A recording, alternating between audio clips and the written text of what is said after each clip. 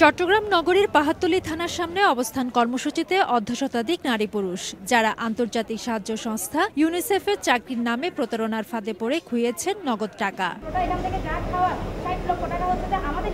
অনেকে আবার মাঠ পর্যায়ে শিশু শিক্ষা কার্যক্রম, গর্ভবতী মায়েদের নানা সুযোগ সুবিধা, অসহায় মানুষদের সহযোগিতায় রেজিস্ট্রেশনের জন্য লাখ লাখ টাকা তুলে এনে দিয়েছেন প্রতারক মোজাম্মেল হককে। মানুষের ভালোই করতেছি, আমরা স্যালারিও পাচ্ছি, তাহলে আমাদের কাছে প্রস্তাবটা ভালো লাগলো, তাই আমরা এটা করলাম। ইউনিসেফকে বিক্রি করে আমাদের কর্মীদের বাহিরেও উড়ি আরো 1 কোটি টাকার মতো নিছে।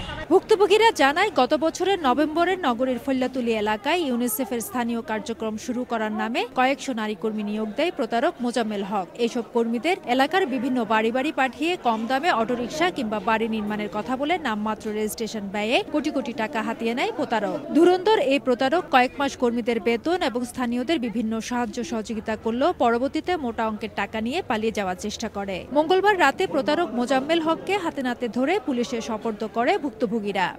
নগদে 500 টাকা বা তার বেশি পেমেন্টে পেতে পারেন ঢাকায় জমিসহ 20 কোটি টাকার পুরস্কার।